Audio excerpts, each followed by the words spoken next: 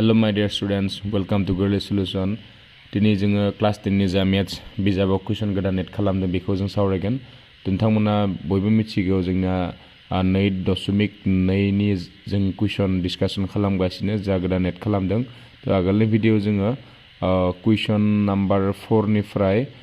कुइसन number 12 आर लासे discussion खालामदों। तो ओंखायनो जायफोरा 4 निफ्राय 12 कुइसनखौ दासिमबो नायाखै बा बुजियाखै आगोलनि भिडियोखौ नायना लाबानो बुजिनो हागोन आरो एन्सारखौबो मोननो हागोन। तो दिनै जों नै भिडियोनि गेजेरजों 2.2 नि जा कुइसन एड खालामदों बेनि नेक्स्ट पार्ट हिसाबै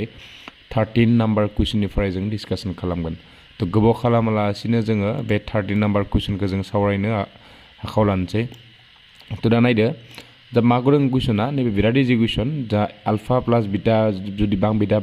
x square plus bx plus c नि जुदि लाथिख' जायोबा अब्ला गाहायनि जा मान दङ नै मानखौ जोङो दिहुननो होदों। दा बेवहाय जों मोनसेल'सो फर्मुला बाहायदों जेसेबां दं गासैबो बे जाहैबाय जोंनिया a plus b whole square. दा a plus b whole square is equal to मा जायो जोंनिया a square plus 2ab plus जोंनिया b स्क्वायर जायो। दा बेनिफ्राय जोंनो सोरखौ नांगौ जोंनो नांगौ alpha square plus beta square. तो बेनिफ्राय नि alpha a square plus beta square b square को जुदि जों बेथिं लाखियो अब्ला 2ab खौ नैथिं लाबोबा जोंनि फर्मुलाया जागोन a plus b whole square minus 2ab is equal to a square plus b square. दा जोंनिया a square plus b square नि जायगायाव जोङो गोसोबा मा फर्मुला महरै लानो हायो a plus b whole square minus 2ab। दा बेवहायनो आं बेखौनो होदों जे नैखिनाखौ लिरना लाबाय बार'नियाव मा होनदों जाबोन दे बेयाव गिवन अल्फा आरो बीटाया x square plus bx plus c नि जुदि लाथिख' जायोबा जोंनिया नैबे ज' फर्मुला दाजाब गासै माइनस b बाय a जायो आरो सानजाब गासै c बाय a जायो। दा बेवहाय जोङो से नाम्बारखौ जेब्ला खालामो alpha square plus beta square बेखौथ' जों डाइरेक्टली फर्मुला गैयामोन नाथाय जों बानायना लाबाय निया a प्लस b होल स्क्वायरनिफ्रायनो जोंनिया फैयो बेयो माने जोंनिया मा फैगोन alpha plus beta square alpha plus beta whole square minus 2ab। दा अल्फा प्लस बीटा नि माना माइनस b बाय a ओमफ्राय नैयाथ' नै थागोन अल्फा इनटू बीटा नि माना नैया c बाय a जाबाय। दा ओमफ्राय नैबे a स्क्वायरा a मोननै सानजाबाय a स्क्वायर b आबो मा जाहैखो b स्क्वायर जाहैबाय। बेनिफ्राय निउ जिहेतु जरा दङ माइनासा मा जाहैयो प्लास जाहैबाय निया। तो ओमफ्राय बेखौ जों जेब्ला दुसासे लायो a स्क्वायर आरो a नि दुसासे a स्क्वायर जायो। तो बिनिफ्राय नै a स्क्वायर जों नै गाहायनि a स्क्वायरखौ रानबा जोङो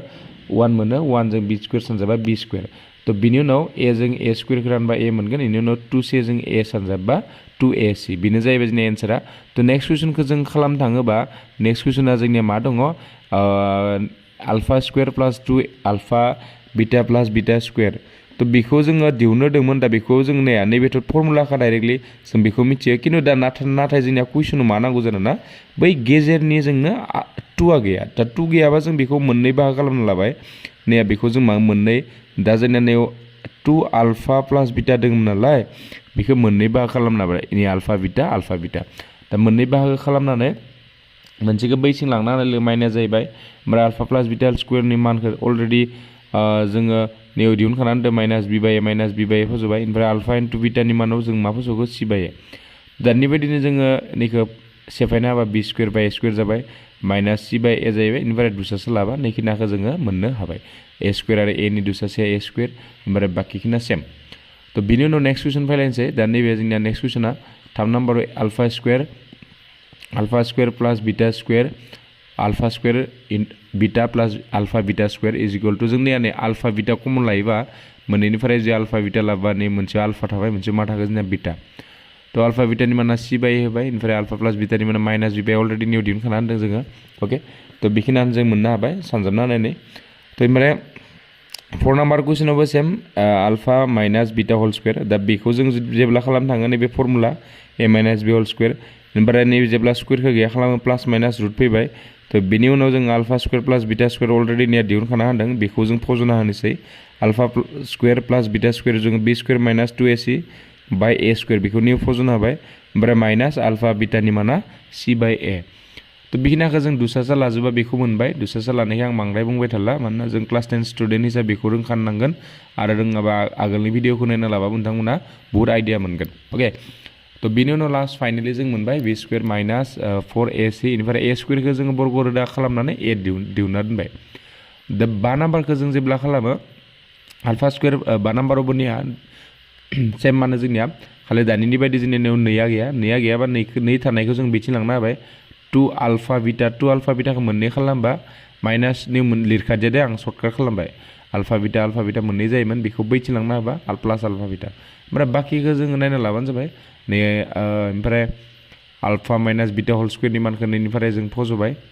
नैखौ होल स्क्वायर ना खालामनाय लोगो लोगो नै प्लास माइनासाबो गैला ओमफ्राय रुटआबो गैला नैखिना थाबाय जोंनिया बेवहाय ओमफ्राय अल्फा बिटानि जायगायाव सिया जोङो बेयाव फज'ना होबाय बिखिना सेम आगोलनि बायदिनो एबार 14 नाम्बार कुइसनाबो बिराद इजि दा बेवहाय मा दङ जुदि के एक्स स्क्वायर प्लास 2x प्लास 3k बां बिदामनि लाथिख'फोरनि दाजाबगासै आरो सानजाबगासैया समान जायोब्ला अब्ला केनि मानखौ दिहुननांगौ बेयाव एकदम मोनसेल' बाथ्रा गोसो लाखिनांगौ जोङो बेनो जाहैबाय नै समान नैबे जाबाय जोंनिया समान नायदों दा माबे समान जोंनिया दाजाबगासै आरो सानजाबगासै थ' बेखौनो जोङो गोसो लाखिनानै खालामनो नांगोन दा नैबे के होनाय दङ बां बिदा बेमोन दा बेवहाय जोङो ए आनाया के जाबाय एआ जोंनिया मा जाहैखो एआ नैबे के जाहैबाय ओमफ्राय बिआ जोंनिया 2 जाहैबाय सिआ जोंनिया मा जाहैखो सिआ नैबे 3k जाहैबाय निया दा सोंथि बायदिनिखौ होनदोंमोन दाजाबगासै आरो सानजाबगासै समान सोरनि लाथिख'फोरनि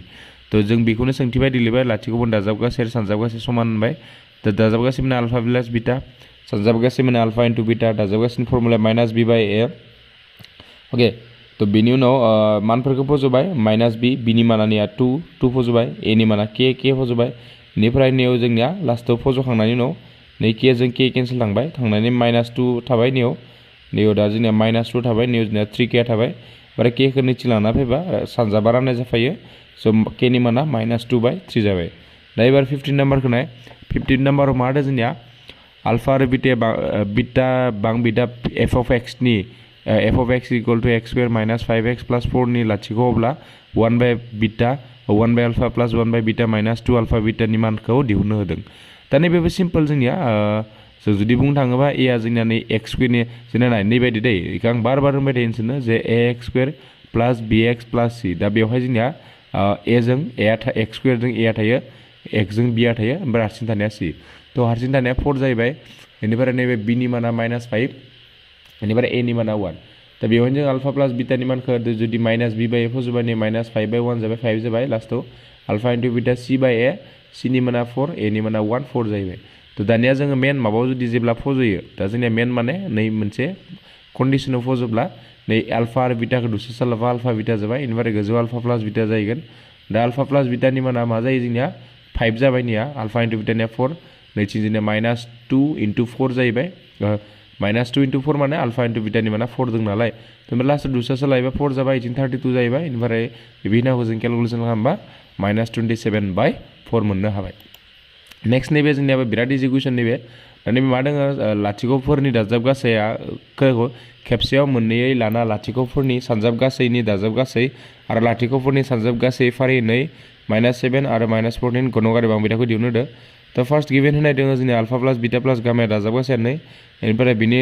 नैया खेबसे मोननै लाना लाथिख'फोरनि दाजाबगासैनि सानजाबगासैया जोंनिया -7 ओमफ्राय अल्फा इनटु बिटाया मा दङ जोंनिया गामाया -14 दानिया जोङो नैबे जाबाय एज ए फर्मुला होनना गोसोआव लाखिबानो जाबाय नोंसोर जेब्ला नोङो घन'गारि बां बिदायाव दिहुननो थाङो जोंनि फर्मुलाखौ जोङो नैखौ होननानै गोसोआव लाखिबानो जाबाय सर्टकाटनि थाखाय अके एक्स स्क्वायर माइनास अल्फा प्लास बिटा प्लास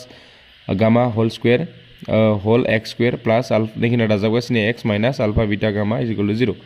एक्स क्यूबा एक्स क्यूबानो थाबाय थ' अल्फा प्लास बिटा प्लास गामानि माना जोंनिया 2 दङ 2 होबाय ओमफ्राय 2नि माना जों 7 दङ 7 होबाय ओमफ्राय नोंनिया अल्फा बिटा गामानि माना जोंनिया मा दङ -7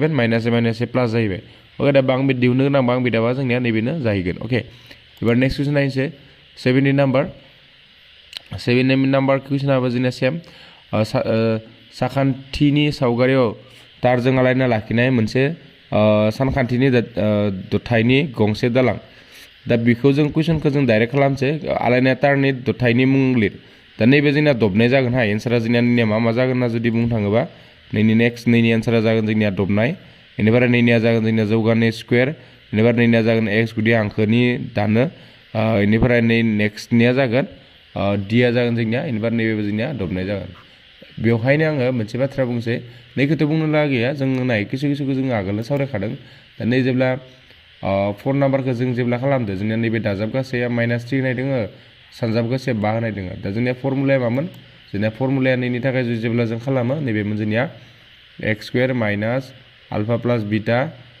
x plus alpha into beta is equal to 0 मोन so implies that जों x square थाबाय दा दाजाबगासे 3 नाय दोङो माइनास जोंनिया मा जागोन इयो प्लस 3x ओमफ्राय प्लस ओमफ्राय अल्फा इनटू बीटा सानजाबगासे 5 नाय दोङो 5 इज इक्वल टू 0 नि नैबे फर्मुलाया तो नैबे मोनबाय दा बेवहायनो मोनसे खोथा बुंनोसै आङो जेब्ला जोंनिया सावगारिया बा जिकुनु जाय सावगारिया जोंनिया जुदि जौगानाय समानथाय जायोबा मा जायोबा जौगानाय समानथाय जायोबा बे जोंनिया मा जायो दबनाय जागोन मा जागोन मा महरनि लागोन बियो दबनाय किन्तु जोंनि हांखोआरि जायोबा जेब्ला हांखोआरि समानथाय जायो बिनि सावगारिया गोथों हांखो जागोन बेबायदि स्ट्रेट लाइन जागोन ओके बेखौ गोसो लाखिबानो जाबाय फाइनाल चान्सआ दङ बिनि मोननैनिया जोंनिया जौगानाय समानथाया दबनाय जागोन ओमफ्राय हांखोआरिया जोंनिया मा गोथों हांखो जागोन दा नैनि सावगारिया नैबायदि आरो नैया दबनाय जोंनिया दबनाय महरनि तो ओंखायनो नैनिखौ जोङो दबनाय होननानै लाबाय आरो बे दबनाय जानाय लोगो लोगोनो बेयो जोंनिया सावगारिया जौगानाय जाहैबाय x square plus bx plus c ओमफ्राय जोंनिया 3 नाम्बारनि एन्सारा जोंनिया a जागोन तो जोंनिया बेखिनियानोसै 2 नम्बर माने खोन्दो 2नि